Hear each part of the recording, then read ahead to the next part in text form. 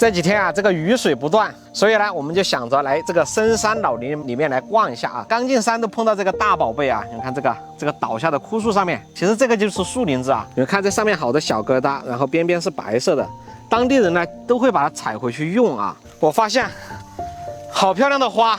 这个呢叫芒毛苣苔啊，像这种植物的话，在山里面都能遇到它啊。你看它的小花非常漂亮，就像那个小喇叭，也像一个小烟斗一样啊，颜色橙红橙红的。我估计这个养在家里面是特别漂亮的。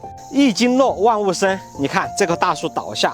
这上面有多少植物就在上面生长发芽了啊！这些菌子的话，我是不熟，但是一看都是不好惹的状态，我们是不能吃的，好多太多了。像我们刚才看到的芒毛苣苔花呀，还有一些小植物啊，这些都是在这棵枯树上啊，这就是大自然的奇迹。捡到一个完整的山蜗牛的壳啊，你们看是不是很漂亮？这种山蜗牛好像很多地方会吃它的这个山蜗牛啊，这个的话我拿回去洗洗，给它穿个洞，给它挂起来做装饰品。 这个竹子在我们云南这边呢，叫它大竹。当然，这还不算最大的啊，最大的竹子在西双版纳那边。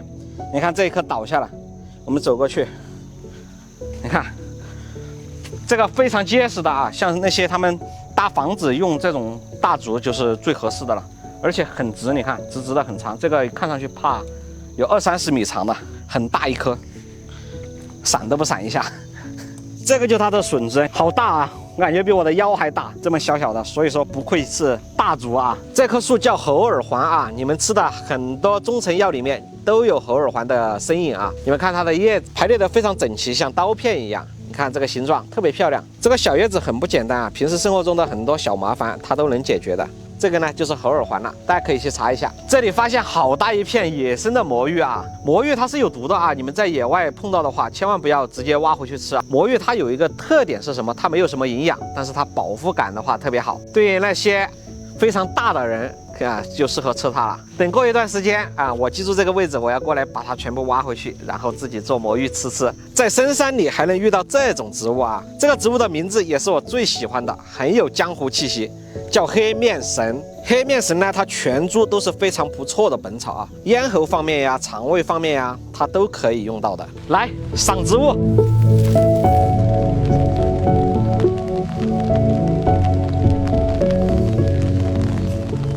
这棵马醉木啊，是我目前见过最漂亮的一棵。你们看这上面的花密密麻麻的，全部像那个小铃铛一样，长得整整齐齐，看着心情很舒适啊，非常难得啊。